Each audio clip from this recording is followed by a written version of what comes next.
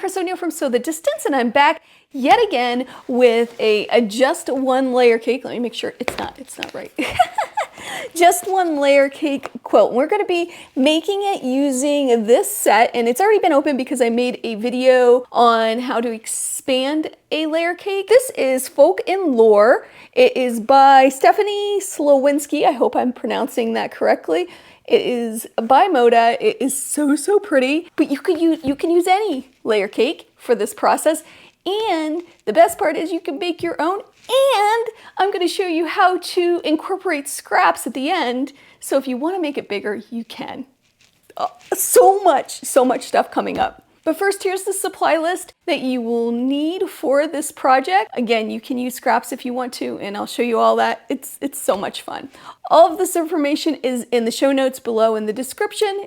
I'll put a lot of it in the first comment, and also everything is on my blog so you can find it. Oh, I forgot to mention, you can also make your own layer cake. I have a video on how to make your own layer cake too, so all kinds of information. Let's get started. The first thing we're gonna do is we're gonna sort out the lights and the darks. Now the block that we're making, let me find one, here it is this. So cute, it is so versatile. Oh, can't wait. And you can see that there are 2 fabrics that are the same here, 2 that are the same here, and 3 that are the background fabrics down here. It's gonna make sense. I promise it's gonna make sense. So let's first start by sorting this out. This one is light. Again, it don't make sense. It don't make sense. Definitely dark, and I'm not gonna bore you with this whole process, so I'm gonna speed up the video.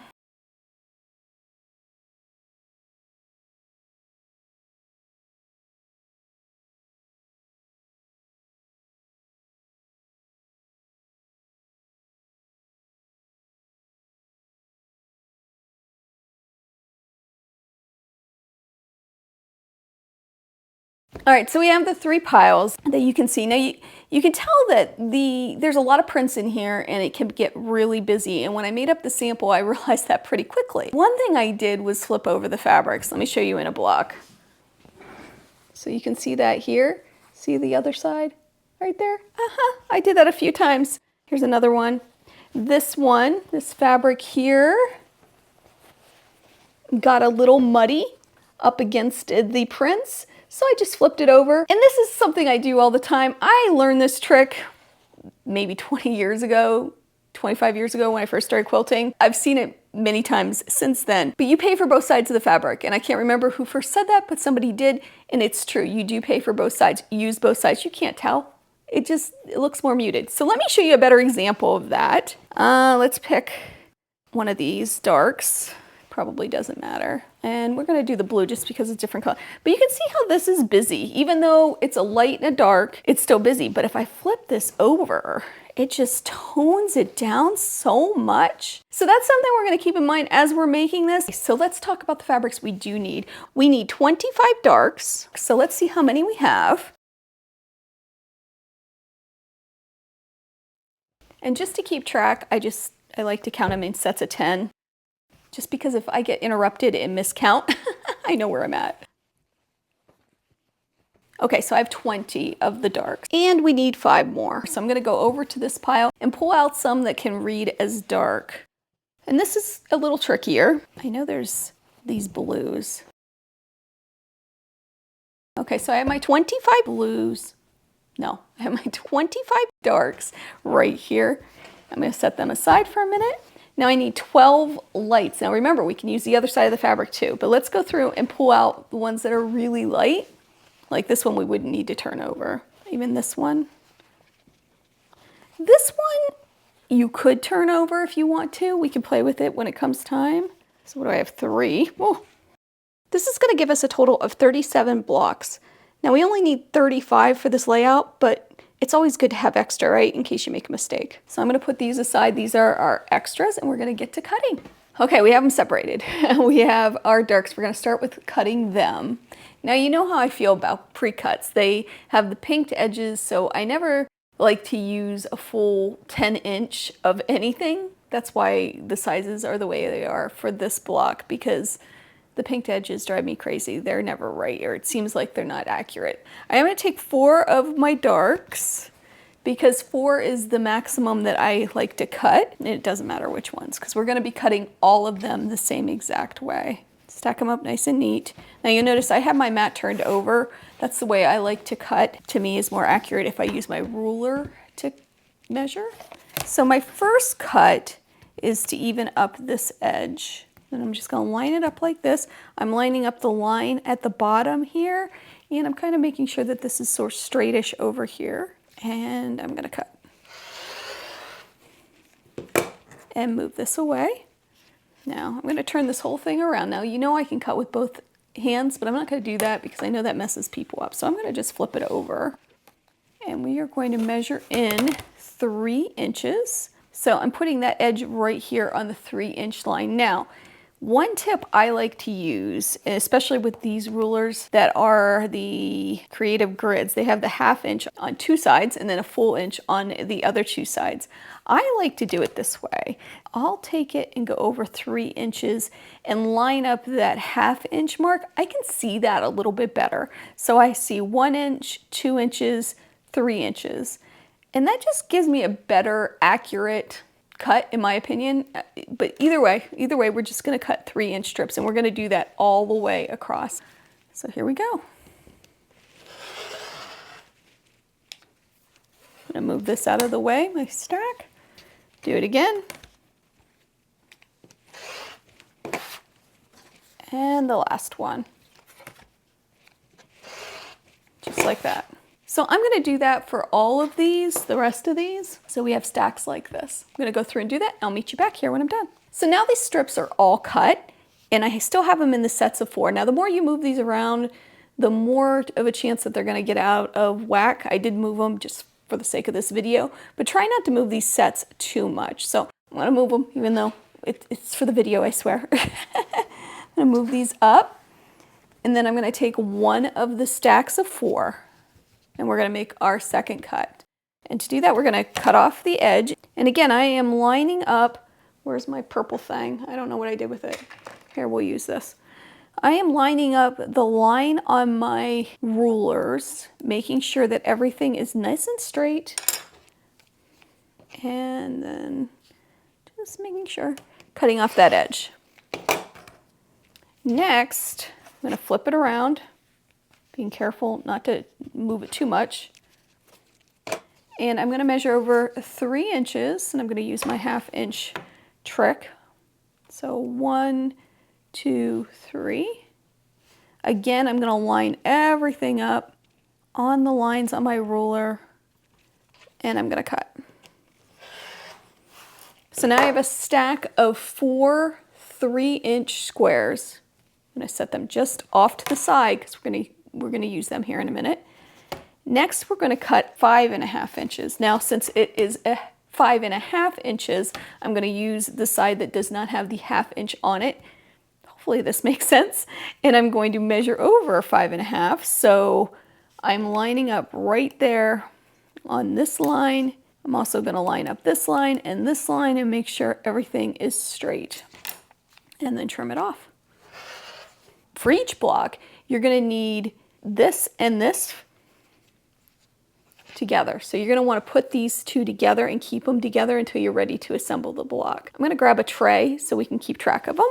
If you know me, I love these antique metal trays. So I'm just going to lay these together. You can pin them if you want. I'm going to take one of the 5.5 and one of the 3x3. And just do that all the way down so I can keep them together. And I'm going to keep going with the rest of my stacks and cut it the exact same way. Okay, now that we have these all cut, and look at them, they're on like 3 trays. I had to keep going, but they're so pretty. I'm so excited about this.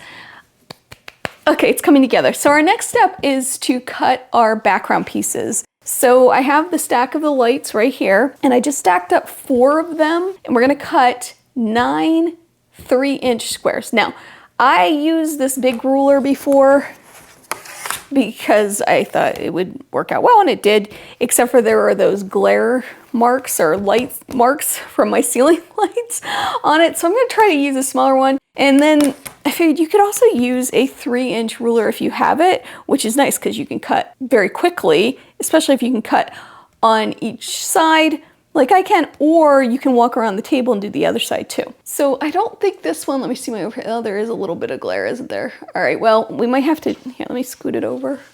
Oh, that helps. All right, so I'm gonna use this 3-inch ruler and we're just gonna cut like before. Cut off that edge because, you know, we don't like that. I'm gonna slide this over. And then what I like to do when I'm cutting on both sides of a ruler is I'll just scoot it over just a tad, just to give myself a nice clean edge, like that, which that didn't work out real well, did it? There we go. And then I'll cut the other side.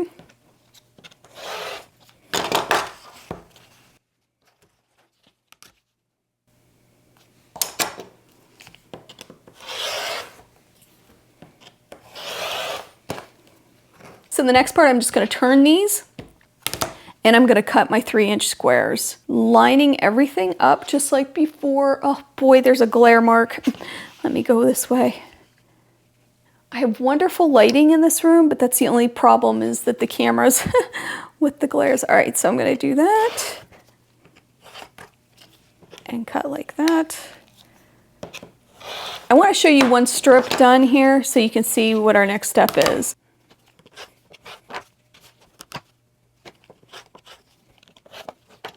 Now I have one of these units cut. I want to keep all of the same fabrics together. So I'm just going to stack them up like this. So there's one, another, and this one. Again, we don't have to worry about flipping that fabric over yet. We can just have it however. I'm just gonna stack them like this. And I'm gonna keep going until I get them all done. You can mix these all up. You can even mix these up and make a real scrappy feel to it. In fact, I did that with my Leaders and Enders project. I've been using scraps all year to make this exact block in a scrappy version. You can see some of it here. And speaking of which, I might as well talk about this right now. I went ahead and pulled some scraps, which you might have saw in my last video. I found all kinds of scraps that went with this colorway so I could extend this layer cake. I then cut the fabrics into strips, 3-inch strips, and then cut them down into units just like before. You can see them here. They're ready to go. These are going to be perfect, and here's my backgrounds right there. These are going to be perfect to integrate and make this a bigger quilt. Now I'll show you both versions. I'll show you just with the layer cake, and then I'll also show you with these blocks put in. So I'm going to keep going. I'm going to cut these down into the 3-inch strips and then 3-inch squares. You'll get 9 out of each one. You need 3 for each block. It all works out. It's wonderful. So I'm gonna do that and I'll meet you back here for the assembly of the block. Okay, so it's the next day and we're ready to assemble this block and get started with constructing the entire quilt. I have all of my squares cut, the background squares. I'm gonna give you some tips and tricks along the way as we make this. I also have the other pieces that we cut before. So each of these blocks takes 2 of these units, 2 of these sets, I should say, and 3 of the background blocks. Let me show you how it is put together. So I'm gonna grab 2 here. Let's do this one and this, let's see, this one. So the center is super easy. It has a background square in the middle and it has one print on one side and one print on the other. And then you go like this. You put this together like that, this like this. Of course, these aren't lining up exactly because we have seam allowances that we have to take into account, but they will, I promise.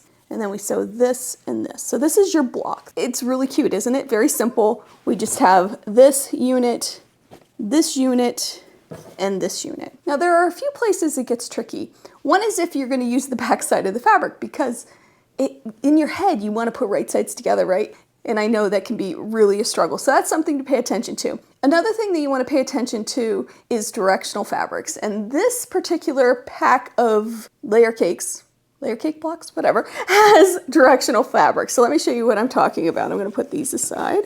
Oh, and by the way, I just put these in sets like this. So I'll just clip it together like this. I know it goes together.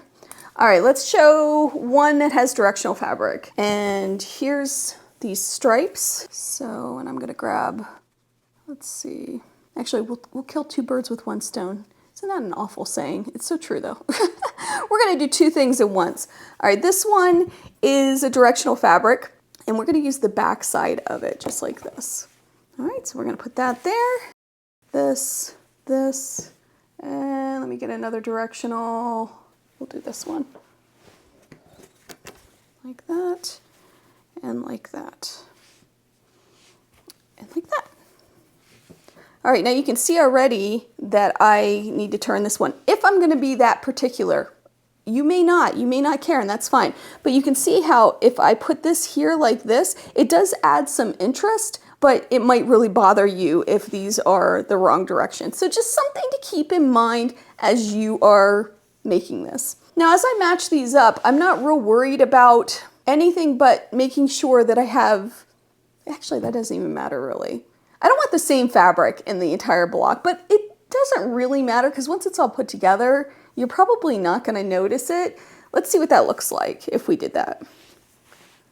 So even that is just a beautiful block, isn't it? There are so many variations of this. Anyway, I like to have it mixed up and a little bit more scrappy looking, but you can just have at it. Have so much fun with this. Do whatever you want. I'm gonna go ahead and match these up and I'll meet you at the sewing machine to sew them together. I'll give you some tips there too. All right, so I have my tray ready with all of my pieces ready to go. So we're ready to start sewing. And I'm just gonna grab one. And the way I'm gonna do this is I'm going to sew first the center row. All right, just a quick note, interruption here. So sorry, as I was editing, I realized I made a mistake. So when you see this layout here, it's actually the opposite, so things are turned around. And I know it seems like it shouldn't make that big of a difference, but it does if you are using scraps and mixing things up, especially, or with the directional, it can just throw it off. But the center row is exactly the same. It doesn't matter because you can flip it over. All right, carry on with this video. Now I'm going to sew two of these units together like this. And this is the system I use because it allows me to then clip it and keep everything together, which will make sense in a moment. Oh, next we're going to take these two pieces and we're going to put them together. And remember, because we're using the back side of this, we're going to put the wrong side against the right side. Line that up. Next, I'm going to take this one, again, put it together and send it through.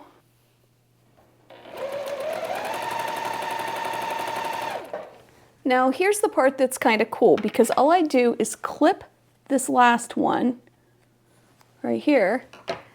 I'll open it up and I'll put that final piece on and sew that through.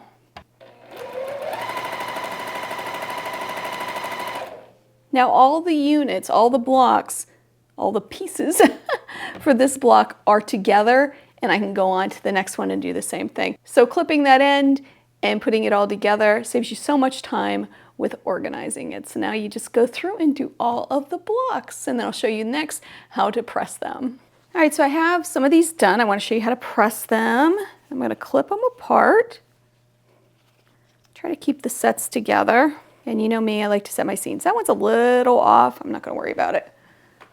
So to set your seams, you're just going to set the iron right on top. And then we're going to press to one side, but we are going to open those seams. Opening our seams is going to give us more options when we do the layout, and it'll make sense when we get to the design board. All right, so I'm going to flip these units over, and then you can just even take a pair of scissors if you have to. And I like to run my nail along that and then just set my iron on it open. I don't know if I'm opening seams correctly. I know there's many different ways. It's the way I do it. And then I use a clapper, which is a piece of wood that pulls the heat up through and allows that to lay flat. I'm going to do that with all of these. I'm sure there are many ways. Let me know in the comments how you open seams. And that is our block.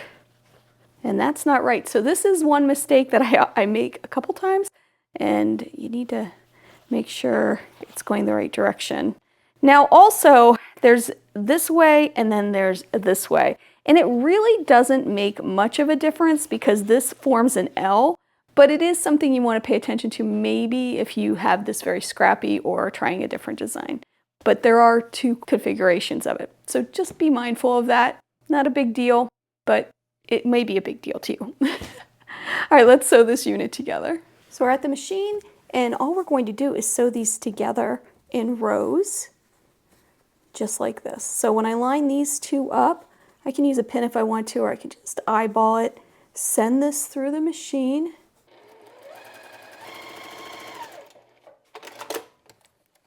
See how I did? Oh, pretty good. So I press this and press this open, but for this purpose, I'm just going to show you how you put on the last one, same way. Line it up and sew it. Everything should line up. I mean, we cut well, we pressed well, and this one doesn't want to, right? Of course not. Yeah, we'll stretch it a little, it's okay.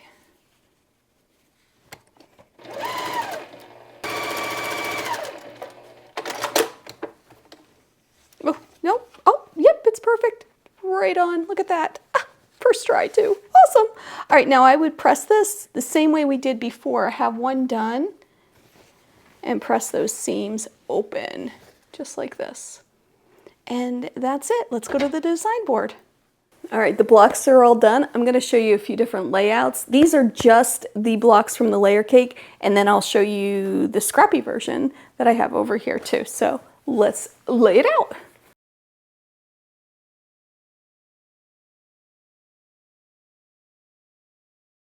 All right, so here are 30 of our blocks. Now there's a few things that I'm gonna change because I don't care for these two being together, so I'm gonna change them. I had two together over here too. Whoop, that's not gonna work. Let's do this. Actually, that's not gonna work because of that. But you're gonna just play with this and figure out a layout you like. And by the way, here's one of those, you can see, look, the directional fabric doesn't go the same. That's okay. This is also one that has the backside showing. Not a big deal. So this is one way you can lay it out. And there's many different ways. So if we turn every other one, let's see, show you. You can see how that made like a bunch of plus signs. Isn't that cool? So you can keep playing with this, changing it. You can even put these on point, which means being on the diagonal. And that looks really cool too with this pattern. And that's why pressing open, as much as I hate it, it'll allow for you to have a little bit more ease with construction. So just as something to think about. All right, I'm going to take these down and I'm gonna integrate the scrappy blocks now that I made from my stash, and you'll see how cool it looks. Because my design board's not that big, I wanna make this quilt bigger, but because it's not that big, I'm gonna keep it at this size, and I'm just gonna put some of the scrappy ones in. All right, here's some with some of the scrappy ones in there. And I can't tell, I asked my husband, he could not tell either. In fact, he pulled out some of the ones that are from the original layer cake, thought that they maybe were the imposters, the ones that were sneaking in. I am gonna lay this all out though. I wanna see it all together, and then I'll put a picture here if we can't see the whole thing. So let's do that. Okay, I'm missing one block. I don't know where it's at. I will have to find it. I know it's here somewhere because I know I had enough, but even if I have to make another one, that's okay. I love this, and you can see a picture here of the whole thing. I can't wait to sew this all together, and I'm gonna show you that all sewn together, the quilt top, at the very least, maybe quilted. Let's see how ambitious I am. I also used the scraps that were the cutoffs. Let me show you what I did. All right, so from the sides, I took it and put just strips together. I just stitched them together like that. And I'm gonna make, I think, a zipper pouch or something out of that. I also have some squares left over from the layer cake that I could use for lining. Also, I had all these pieces left over too. And I started to use, what's this called? Adding tape and stitch to it. But I realized I was gonna be wasting a lot of the fabric. So I cut 2 3/4 inch strips out of copy paper, And then I made this and then cut it down to 2.5-inch strips. So I think this really turned out cute too. I'm not sure what I'm gonna do with this, but I'm gonna do something wonderful. Make sure to follow along on Instagram and on Facebook, and of course my monthly updates. I do a monthly update on my habits. I'll show stuff like this in those videos so you can see it. It's kind of a catch-all place for them. So all kinds of stuff. All right, I'm gonna get busy sewing this together and meet you back here with a finished quilt top. Okay, I have 2 quilt tops done. One is just the layer cake, and this one, is the one with the scrap blocks in it. So let's take a look at the one that's just the layer cake first. Look how pretty! I love this. I love how it turned out. So this measures about 45 by 45. Isn't it pretty? I love how this turned out. Hopefully you can see the whole thing. I'll put a picture here too, just in case. All right, let's take a look at the one that is, or has the imposters or the extra fabrics. Look at that. Okay, so this measures 52.5 by 52.5. It has 49 blocks in it, where the other one had 36 blocks. So you could keep going, of course, and I could keep going too if I wanted to make it even bigger. I actually am loving the one with the scraps in it better, because I think it just, I don't know, it adds to it. Some of the fabrics that I picked that went with it just make it sparkle, in my opinion. I love it. Oh, this was so much fun. And honestly, I had no idea how this was going to turn out. For all I knew, this was not going to turn out, actually. It was a leap of faith, but I am so happy it did. I love how this all blends, and I'm going to keep doing this. This is definitely something that's going to become part of my quilting habit, adding that extra fabric and seeing these pre-cuts sparkle just like this. So now I got to get to quilting, which hopefully I'll get them quilted because I have a lot of quilt tops. As always, I hope you have a wonderful day. I hope you take some time to sew, and I will see you real soon. Bye.